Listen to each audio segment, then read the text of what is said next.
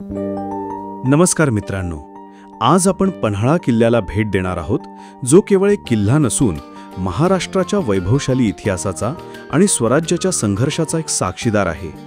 कोल्हापूर शहरापासून सुमारे 21 किलोमीटर वायव्येस सह्याद्रीच्या एका उंच पठारावर मोठ्या दिमाखात उभा असलेला हा गिरिदुर्ग महाराष्ट्राच्या गौरवशाली इतिहासाचे आणि स्थापत्यकलेचे एक उत्कृष्ट प्रतीक आहे. आत्ता आपण ज्योतिबा डोंगरावरून पन्हाळा गडाकडे निघालो आहोत. ज्योतिबा डोंगरापासून पन्हाळा 11 किलोमीटरवर आहे, तर कोल्हापूरमधून 21. निसर्गरम्य परिसरातून जाणारी ही वाट आपल्याला थेट पन्हाळाकडे घेऊन जात आहे.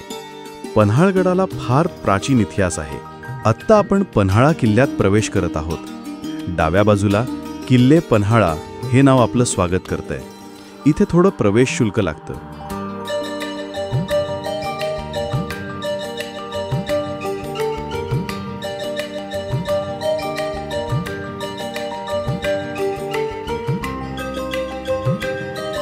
प्रवेश करताच आपल्याला शूरवीर बाजीप्रभू देशपांडे यांचा पुतळा दिसतो.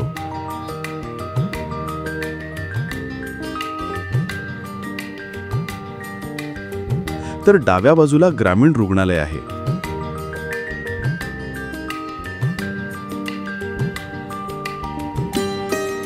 या ठिकाणी आम्ही झुणका भाकर केंद्रावर जेवण केलं.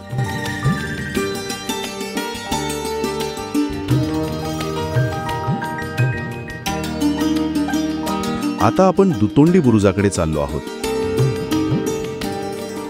हा समोर दिसतोय तोच दुतोंडी बुरुज. या बुरुजावर दोन्ही बाजूनी वर जाण्यासाठी पायऱ्या आहेत.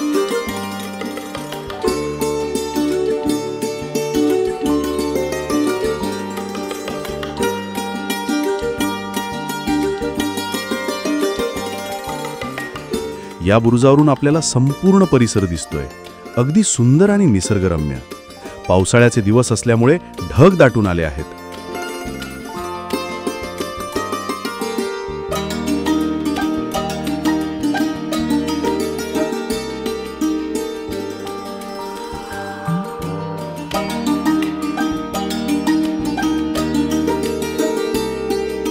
ही बुरुजाची बाहेरची बाजू आहे. पन्हाळ्याचा सुवर्णकाळ मराठा साम्राज्यात आला.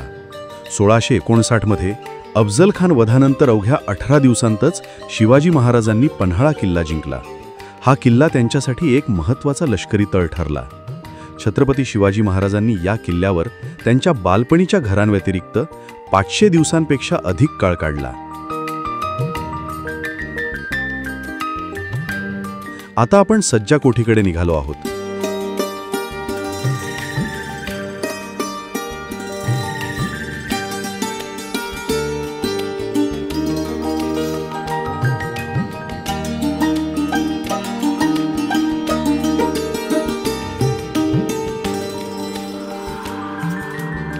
ही समोर आपल्याला सज्जा कोठी दिसतीये.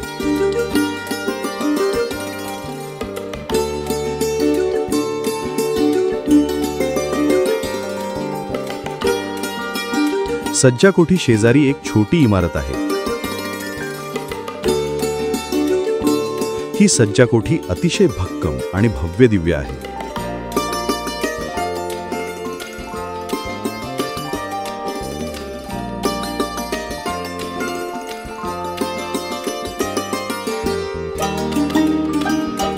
या पायऱ्या वरच्या मजल्यावर जातात. चला तर मग पाहूया.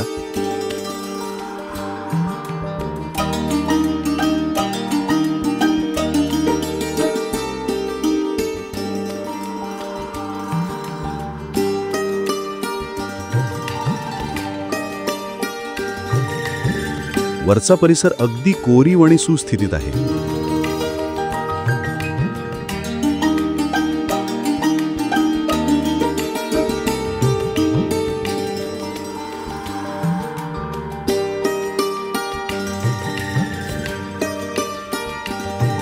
हा रस्ता छताकडे जातोय, पण तो सध्या बंद केलेला आहे.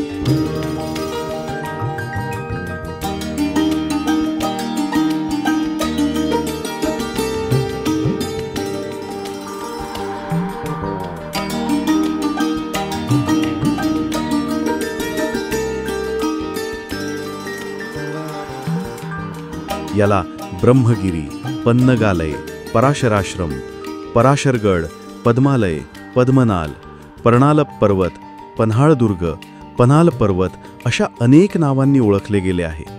शिलाहार राजा भोजच्या काळात तो प्रणालक किंवा पद्मनाल म्हणून ओळखला जात असे, तर आदिलशाही राजवटीत त्याचे नाव शहानबी दुर्ग असे होते.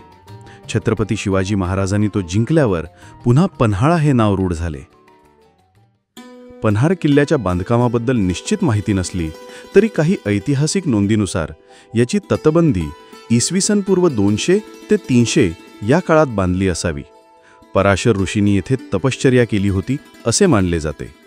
12व्या शतकात शिलाहार राजा भोज द्वितीय याने या किल्ल्याची बरीच बांधणी केली आणि पन्हाळा ही त्याची राजधानी होती. त्यानंतर यादव, बहमनी आणि 15व्या शतकात आदिलशाहीच्या ताब्यात हा किल्ला गेला. आदिलशहाने या किल्ल्याची डागडुजी करून तटबंदी आणि दरवाजे अधिक मजबूत केले.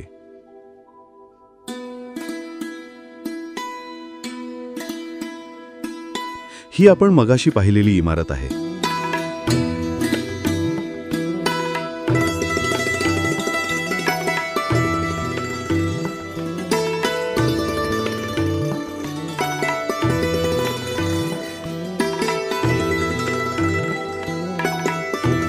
समोर आपल्याला गडाची तटबंदी दिसतेय आणि दूरवरचा बुरुजही स्पष्ट दिसतोय.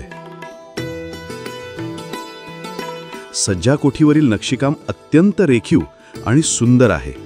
शिवाजी महाराज इथे विचारमंथन करत असत असे मानले जाते. 2 मार्च 1960 रोजी आदिलशाही सरदार सिद्धी जोहरने पन्हाळा किल्ल्याला वेढा घातला. जवळपास 3.5 महिने शिवाजी महाराज या वेढ्यात अडकून पडले होते. याच सज्जा कोठीतून महाराजांनी वेढ्याचे निरीक्षण केले असावे. तो समोर दिसतोय तो ज्योतिबाचा डोंगर. हे छत्रपती शिवाजी महाराजांचे मंदिर पन्हाळ विद्यामंदिरासमोर आहे.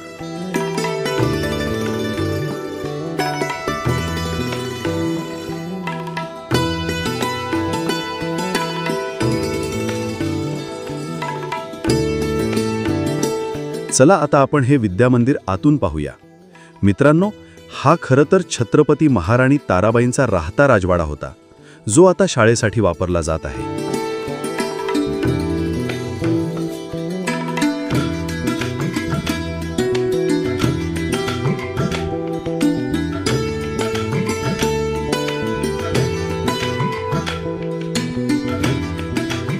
संपूर्ण राजवाडा सुस्थितीत आणि स्वच्छ ठेवण्यात आलेला आहे.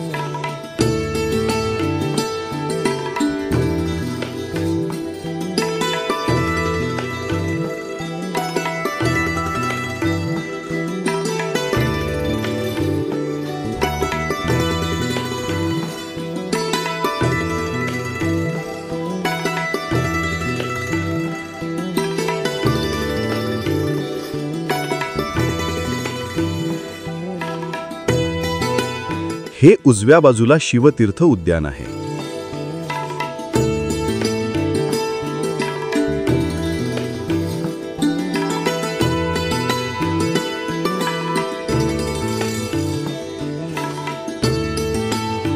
आता आपण धान्य कोठार पाहण्यासाठी आलो आहोत.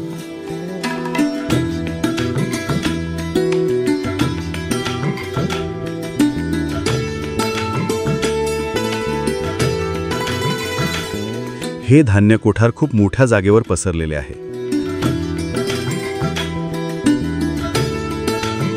या ठिकाणी अनेक इमारती आहेत, पण कोणत्या इमारतीला काय म्हणतात याची माहिती इथे मिळाली नाही. या इमारतीला शेजारी शेजारी 2 दरवाजे आहेत आणि आतल्या बाजूला ही एकच भव्य दिव्य इमारत आहे. या ठिकाणच्या सर्व इमारती दगडामध्ये बांधलेल्या आहेत.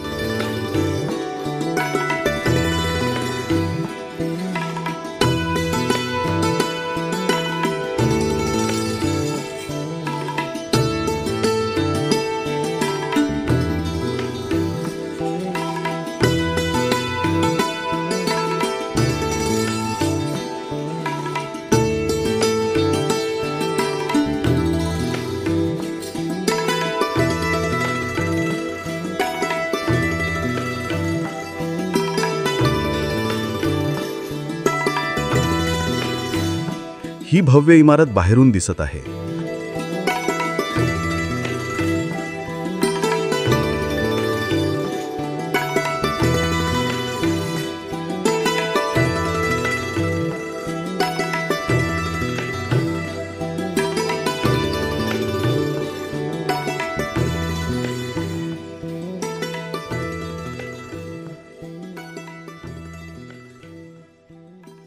आता आपण या दुसऱ्या इमारतीवरून वर जाऊन पाहू.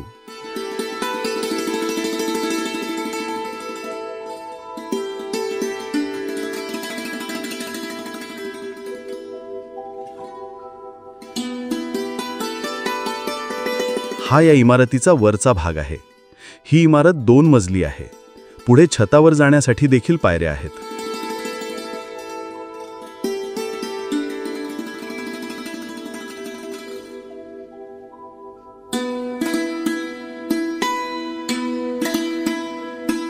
या इमारतीच्या छतावरून आपल्याला सर्व परिसर दिसतोय. याच इमारतीचा हा खालचा मजला आहे. या अंबरखाण्यात म्हणजेच धान्य कोठारात गंगा, यमुना आणि सरस्वती अशी 3 धान्य कोठारे होती, जिथे 25,000 खंडी धान्य मावत असे.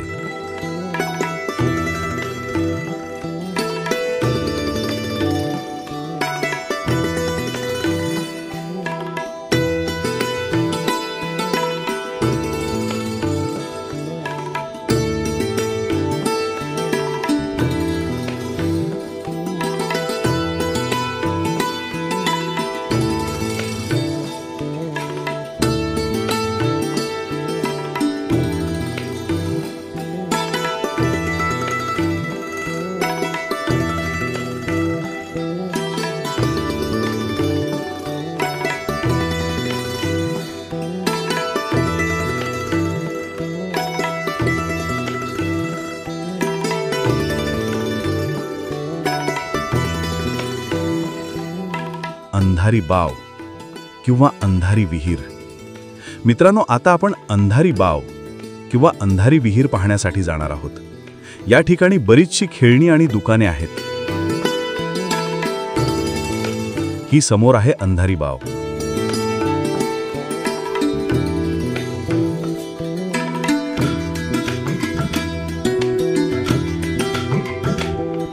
ही विहीर पूर्णपणे दगडांमध्ये बांधलेली असून त्यावर 3 मजले बांधलेले आहेत.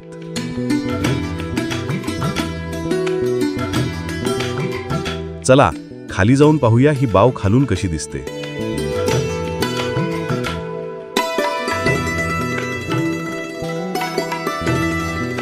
ही बघा, किती भव्य दिव्य आणि रेखीव आहे ही विहीर.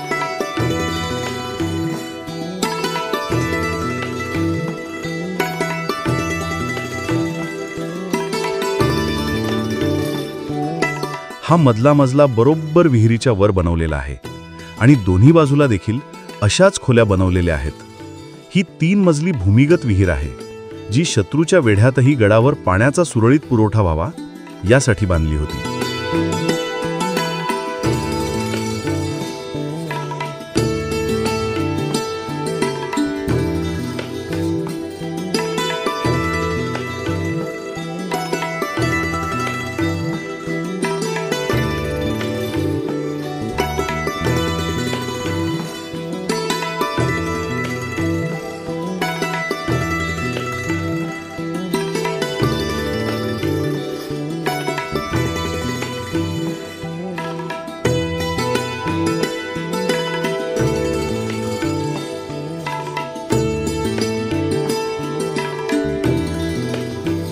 ही आहे या विहिरीच्या शेजारची तटबंदी, जी पुढे 3 दरवाजांपर्यंत दिसते.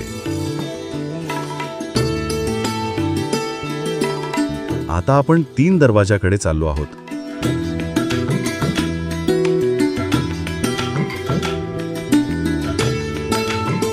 हा आतल्या बाजूचा 3 दरवाजाचा पहिला दरवाजा. इथे सैनिकांना आराम करण्यासाठी देवडे आहेत.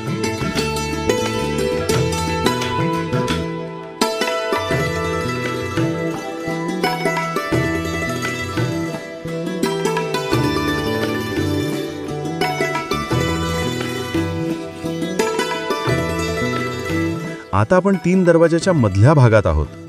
हा या गडाचा सर्वात प्रसिद्ध आणि रेखीव भाग आहे. या ठिकाणी अत्यंत सुंदर आणि रेखीव नक्षीकाम केलेले दिसते.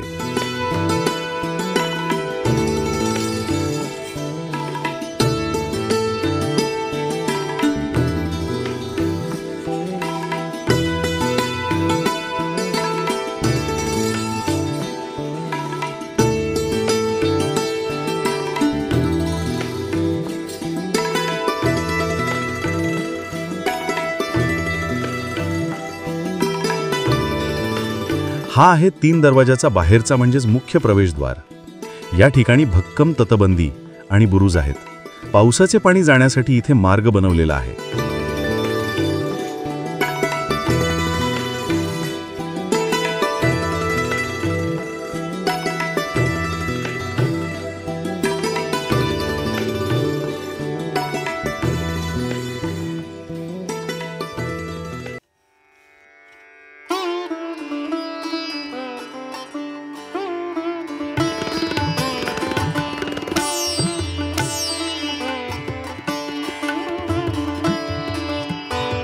हे आहे या ठिकाणी असलेले पाण्याचे टाके.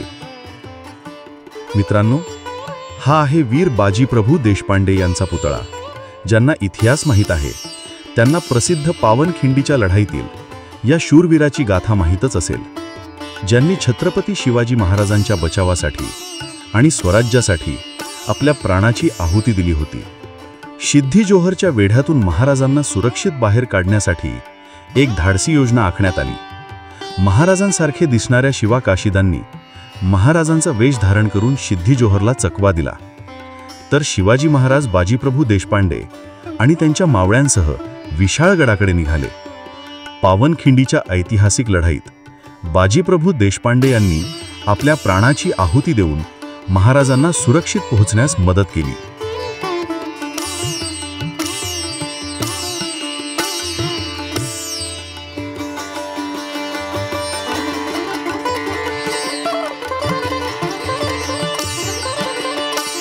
इथून खालील बाजूला शिवाकाशीद यांची समाधी आहे. हे स्मारक शिवाकाशीद यांच्या सर्वोच्च बलिदानासाठी बनवण्यात आलेले आहे.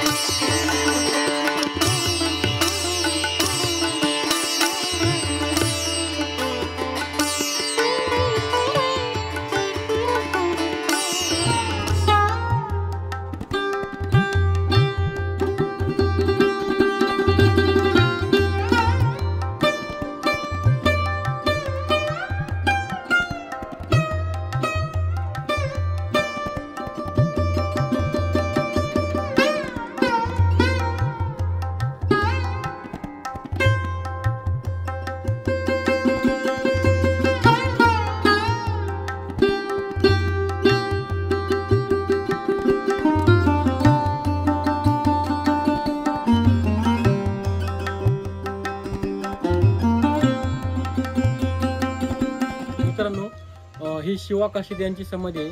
तुम्हाला इथे जर माहिती असेल तर त्याच्यामध्ये आहे की तर पन्हाळहून जी महाराजांची सुटका झाली त्यावेळेस त्यांना खूप मोलाची साथ शिवाकाशीद यांनी दिली होती. तर वीर शिवाकाशीद यांची ही समाधी स्थळ आहे. त्यांना मारलं ते हे ठिकाण नाहीये, पण त्यांच्या स्मृतीसाठी ह्या ठिकाणी त्यांची समाधी बांधलेली आहे. ही आहे वीर शिवाकाशीद यांची समाधी. तुम्हाला पन्हाळा किल्ला कसा वाटला कमेंटमध्ये नक्की सांगा. धन्यवाद.